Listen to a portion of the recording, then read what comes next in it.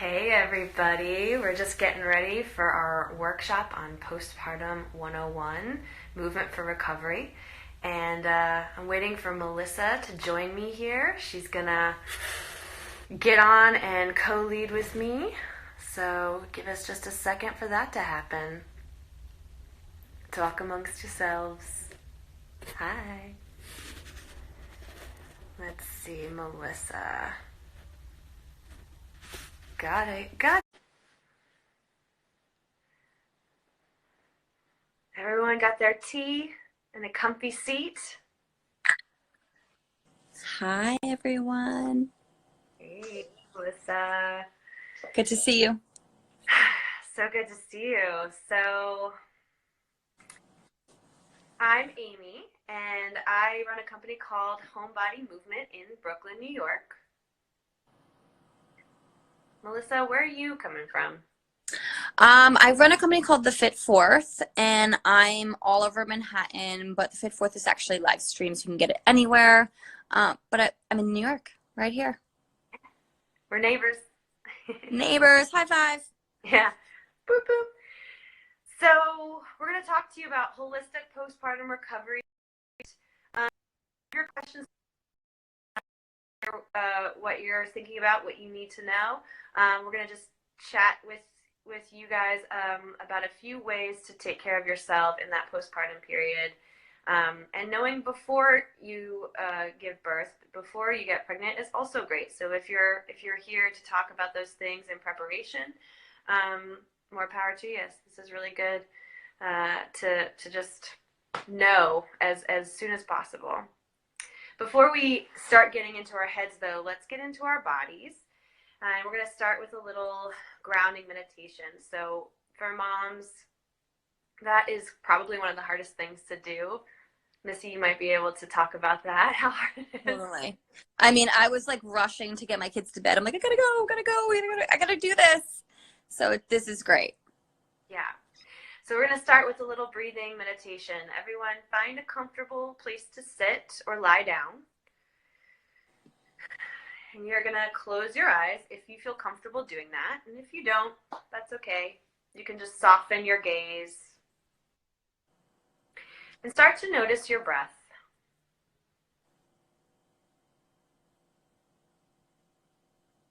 And just feel the expansion and the condensing of your body as you breathe.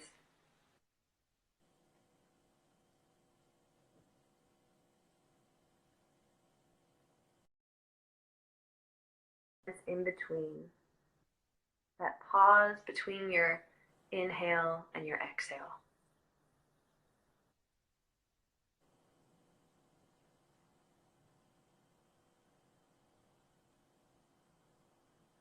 Notice the ground that's supporting you.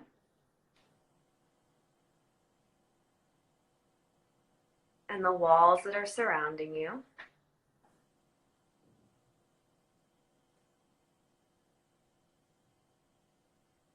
And you can place your hands somewhere on your chest around the heart center. And direct your breath right here under your hands.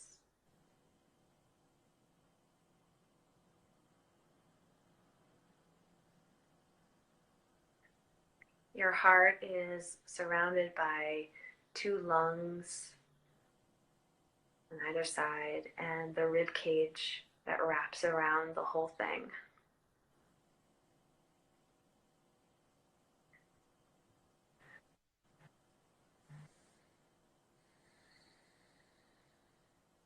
And just getting to know your heart center through your breath.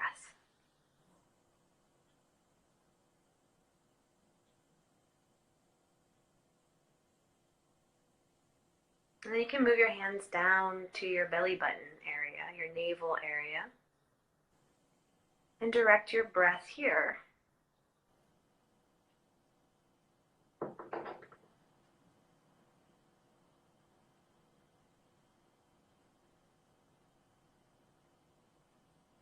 This is the area of processing and absorption, where your intestines live, the area of integration, Just get to know that area through your breath.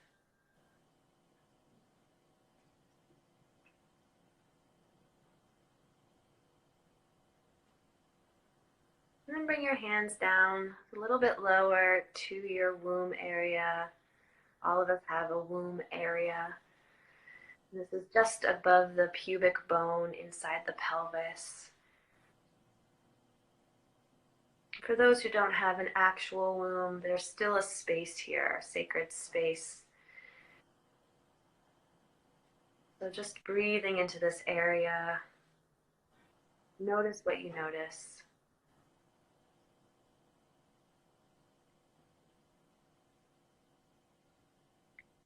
The womb space is surrounded by your pelvic bones and your pelvic floor below, and your ovaries on either side.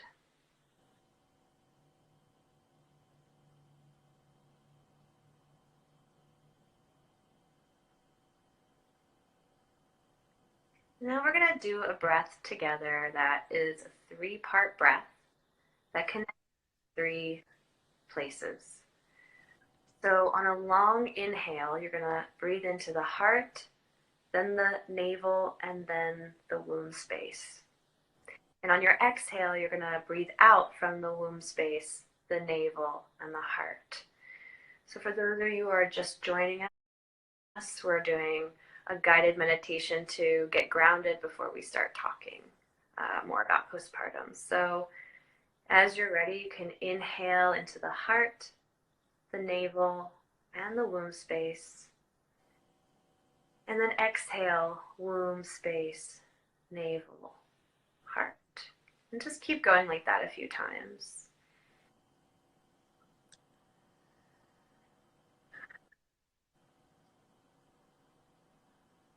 Inhale, heart, navel, womb space. Exhaling, womb space, navel, and heart.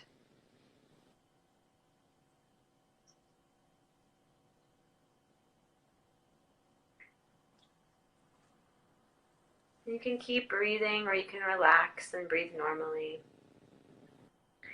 And lastly, we're just going to envision golden threads that are climbing up from your womb into your navel and up into your heart. If you can imagine that in your head, that these golden threads, maybe it's one thick thread or several thin threads that just kind of move up toward the heart, through the belly, and connect all 3 of your energy centers here in your torso. And just breathe into that.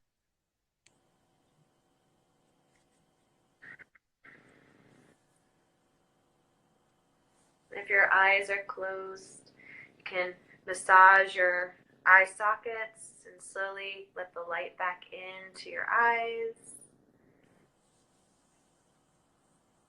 You can massage your jaw and your neck. Just come back to the room with us, noticing how you feel.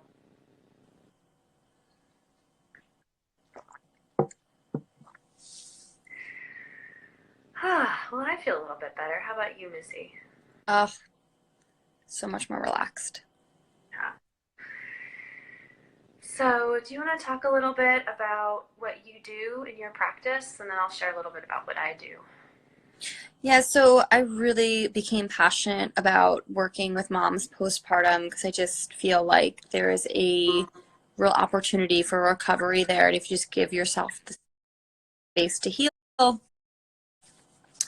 that you'll be so much better in the long run. So people come to me mostly because I'm a strength trainer by trade, but when I had 2 children of my own, I really started to help women recover in that period and try to sort of bridge the gap between when they were cleared by the doctor and then helping them get back into the things they loved before.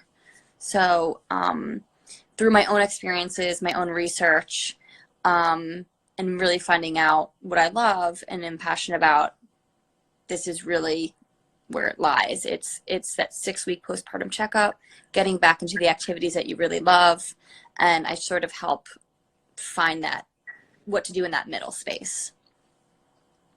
Awesome. Yeah. And in that regard, we're similar, even though we have two very different approaches. Right. Really great, because I think that middle space is, you know, it's been ignored for a long time. So yeah. So my practice is primarily in Brooklyn, and I see private clients. I also teach classes, primarily Pilates and yoga based, and I do a lot of somatic work, which, as you might have just noticed with the meditation, there's a lot of embodied anatomy and understanding of what's going on inside to help you really get a full sense of how you can move your body three-dimensionally and holistically. And so I consider myself a holistic movement coach. And I have a specialty in perinatal fitness, and so I love focusing on the deep core and what happens to that part of the body, which we'll talk about later, when you are pregnant and when you have a baby and afterwards, and long into the years and decades afterwards, how that body evolves, that mother body changes. So I also have an online course. It's going to be launching in probably February or March of next year. So we'll be able to share more information later, but also just about exercises, simple exercises in that postpartum period to help you stay safe, right? That's the primary thing, is like healing. Safe. Yeah. So do you want to go ahead and talk to us about the next piece, Melissa?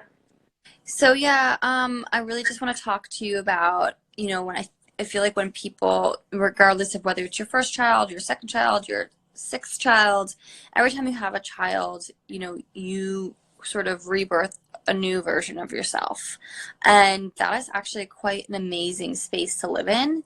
But it can just also be like come with other challenges and thoughts, and you know, you're tapping into a new identity, a new body, a new mindset, and it can be all very confusing, and also like the pressure of being excited at the same time. So I just want to sort of talk about the first 6 weeks and what that means. I get a lot of people asking me questions about like when they can start doing anything, when, you know, can they start running at that 6 weeks. So for me, the first 6 weeks when I talk to my moms is really just about connecting with your baby, and just getting as much connection with your body and this new body that you have, and sort of breath work, and reconnecting with your body. So the first 6 weeks to me is just about breath work and connecting with your baby. And everybody's 6-week checkup could look quite different, but we call it the 4th trimester, and it could go on for 3 months. And I think everybody's sort of in the postpartum period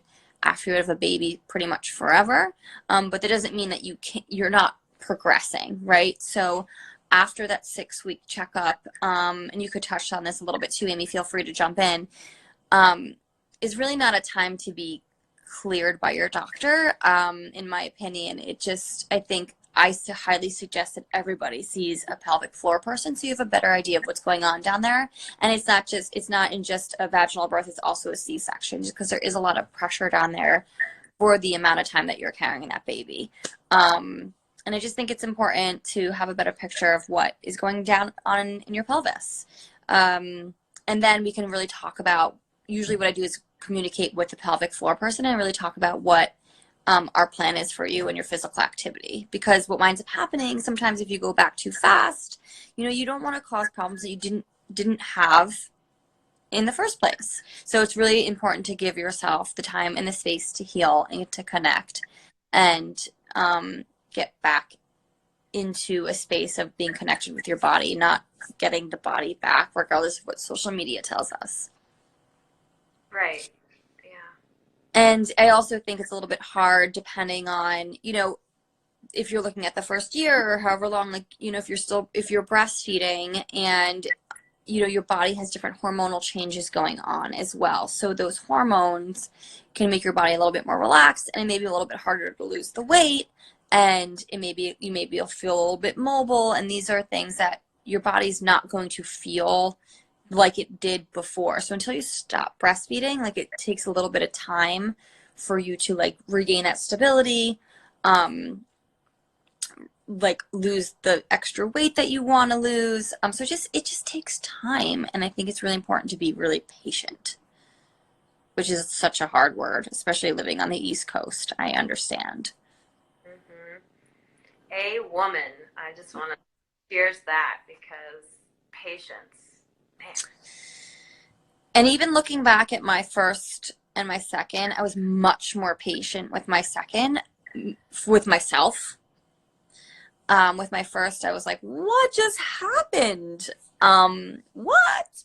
And with my second, I just was a little bit more, with my second birth, I was just a little bit more in tune. I also had a doula, Morgan. I had, an acupuncturist, Alexandra. And I was just more in tune with the things that I needed to make things work. And everything's different for everybody. So I feel that you still need some of those tools afterwards. Yeah, absolutely. Before and after giving birth, it's really important to do whatever you can do to become attuned, paying attention to your pelvic floor, your breathing, your ability to Yes. breathe well. Like you said, the first 6 weeks are primarily about being with your baby and being with your own breath. And Yeah. kind of realigning what I call the deep core, what many people call the deep core, which is the combination of the diaphragm, your breathing muscle, which is right at the rib cage, and your pelvic floor, and your deep abdominals, and your spinal strength, the muscles deep in the spine. And those 4 components kind of like make this box within your center that keeps you supported. And of course, that grows like crazy during pregnancy. So how we come back into relationship with those 4 muscle groups, it doesn't happen right away, but breathing is the first layer. Yeah. Right? Huge. I think people really miss the boat on this, and are like, breathing. I breathe all the time. And well, everybody, I mean, the women that I see, your breath gets out of whack. Yeah. Pregnant. Yes. And that's the first thing that we have to do is just be like, okay, your breath goes, your diaphragm muscle, and we can all do this together. Our diaphragm sits in the middle of our body, and it kind of is shaped like a dome. And when we inhale, excuse me, when we inhale, the breath comes down and pushes that diaphragm down toward the belly and flattens it. And that's what pushes our ribs out. And then as you exhale, the center of it domes back up. And so essentially it's this little pumping action.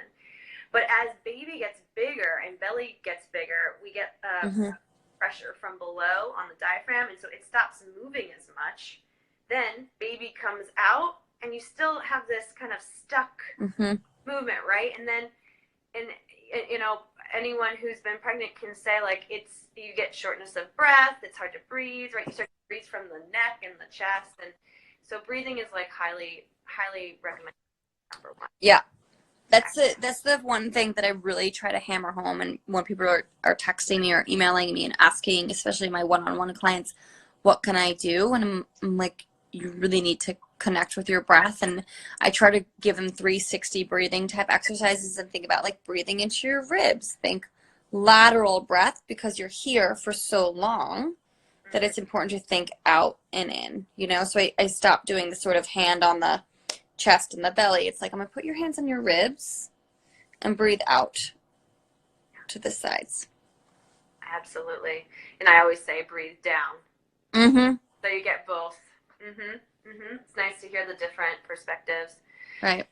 And then when it comes to those first 6 weeks, the pelvic floor, if you've had a vaginal birth particularly, and if you've had tearing or episiotomy as a result, like those muscles they're sleeping.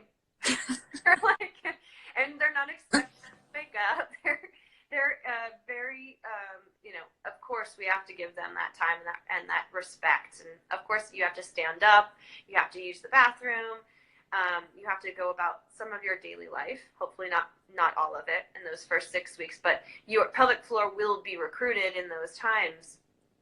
That said, if you can imagine just like an eye opening and closing, you want to imagine during those 6 weeks that you could just wake up your pelvic floor muscles and basically get them back in line with the nervous system. So kind of expand and condense, kind of squeeze and release, squeeze and release.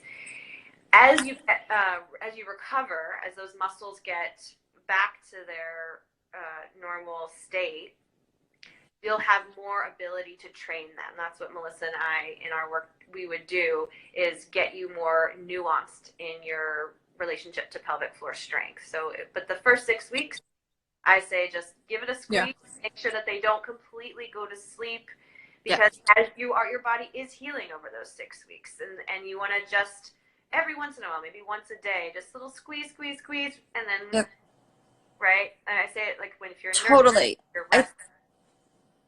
Totally. I think this is the thing that's a little bit hard for people, because, they want to do Kegels, but then they also are like, my diastasis. And the thing is, like, the tissue that your cervix is made of is also the same tissue that your linea alba, the tissue between your rectus abdominals. So they both need to heal at the same time. So if you're doing a ton of Kegels, but then you're not doing ab work to heal you need to do kind of both in at the same time. The thing about that is, if you're doing your breathing and actually breathing properly, you don't really need to do a ton of that, right? So it all goes hand in hand, and that's why we go back to the whole thing with patients is your body's really smart. So if you give it time, the core and the pelvic floor, if you're breathing, will work together. That's why it's important not to rush back and do core exercises or, go back to your running program. Your body really knows what to do and is very smart. And if you recondition it to breathe properly, then the diaphragm and the pelvic floor are working together. Absolutely. They're meant to. They actually pump up and down together. They contract. They're a happy system. Yeah. As will the core, your deep layer of abdominals, and we'll talk a little bit about diastasis later too at the end, but just so you know, that is normal. Diastasis recti is a normal phenomenon that happens, that your belly grows and that connective tissue between your muscles releases to allow for the growth. So it'll take some time, and those first 6 weeks especially, but even those first 3 months might be time for them to grow together and to heal. So the breath really helps nourish that whole system. And automatically, when you breathe well, when you get that diaphragm going, you'll feel a suctioning of the abdominal muscles in and back towards your spine in a way that's very supportive of your whole center.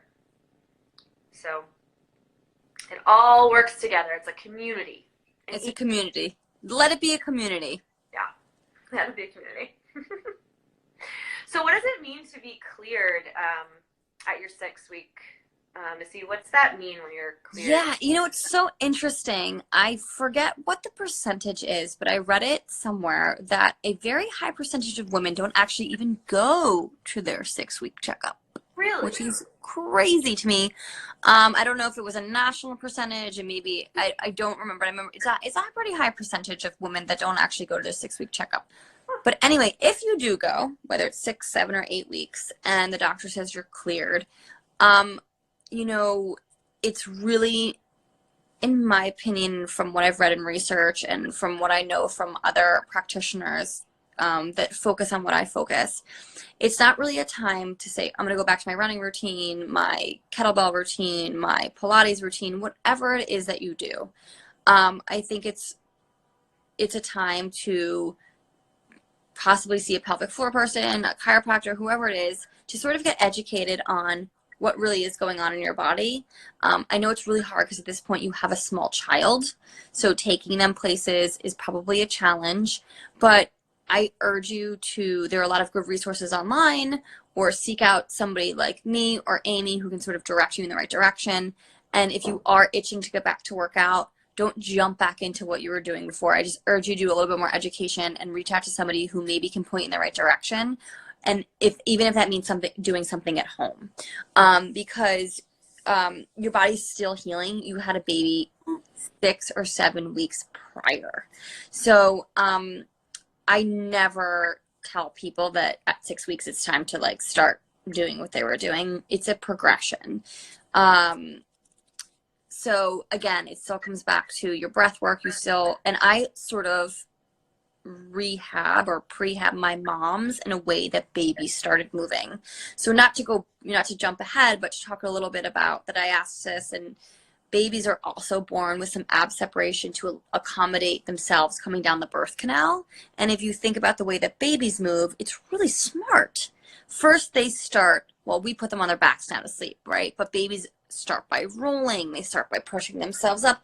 All of these movements inevitably help make their abdominals really strong. So that's sort of how I rehab my moms. I start them doing movements that actually mimic their baby. And then it makes their abs and pelvic floor really strong, because through this, babies know how to breathe naturally, they know how to move naturally. And that's what we should be doing before we jump in back into our workout routine. And some of us maybe get there a little bit faster. Some of us maybe didn't work out when we were pregnant. So everybody's journey looks a little bit different, but it is important to really think about what your body went through and then how to get back to whatever it is that you love doing. And that may be, I didn't do anything pregnant, I want to just lose baby weight. But I just really, if you need a resource, to reach out to Amy or I, reach out to somebody on All Bodies. And if you can't get out with the baby or have somebody come to you, which is a complete luxury, then reach out to somebody in your community to help you, point you in the right direction, because it's a journey, and you should really love and embrace what your body had all gone through to get the baby out. And it's about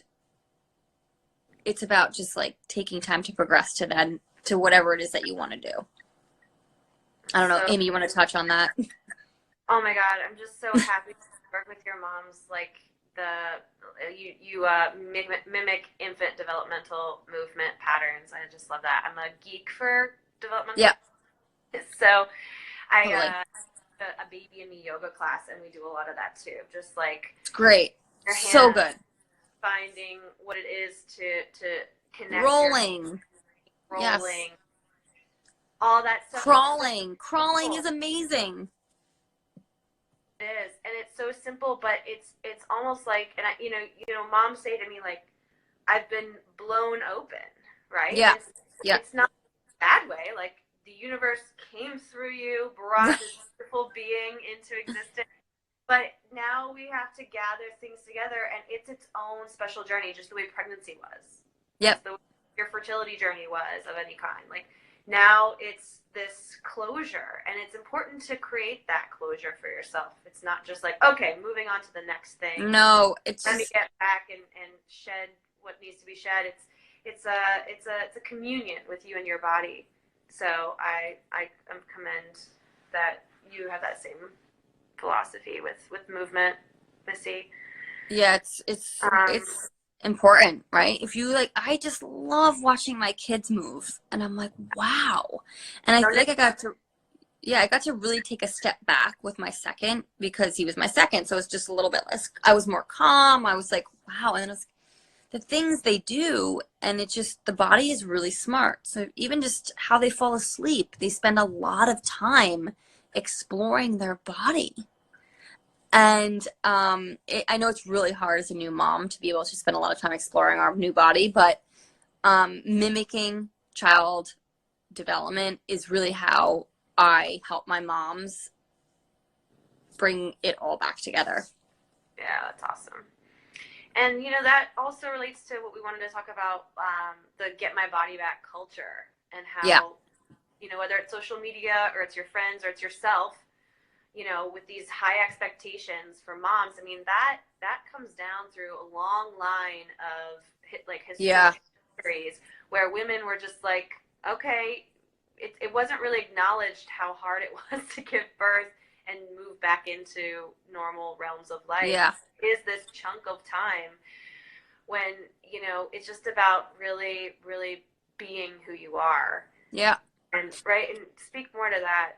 Totally. Something I actually did within the last year, and I don't even know what inspired me to do it, but I was looking at my own social media account. I'm like, you know what? I can make this better, right? If I'm going to spend time on here, and this is something that we have to embrace because this is where we're going, I can make this better. Because I don't want to go on there and feel a certain way about myself or anybody else.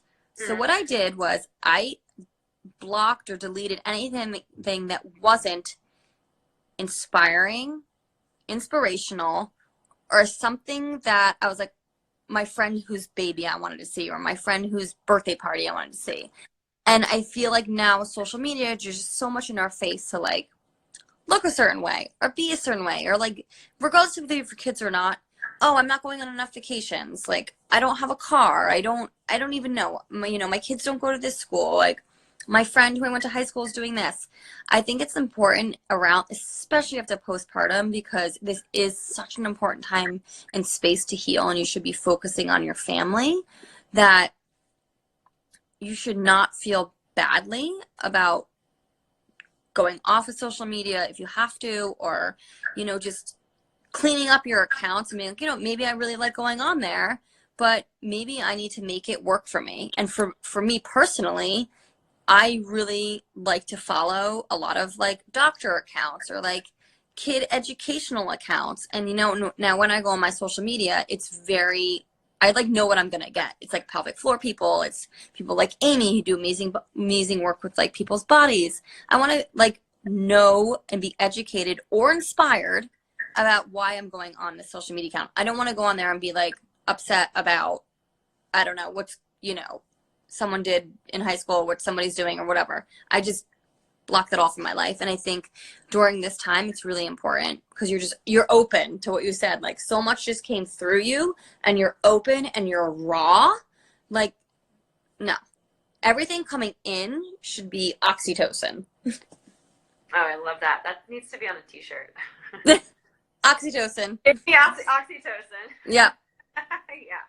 Yeah, it's just there's too much now. There's too much coming into us, and I see it like I don't know where it's going to be going with our kids, but they can't. When we were young, we could walk away from it, right? We could be like, oh, Sally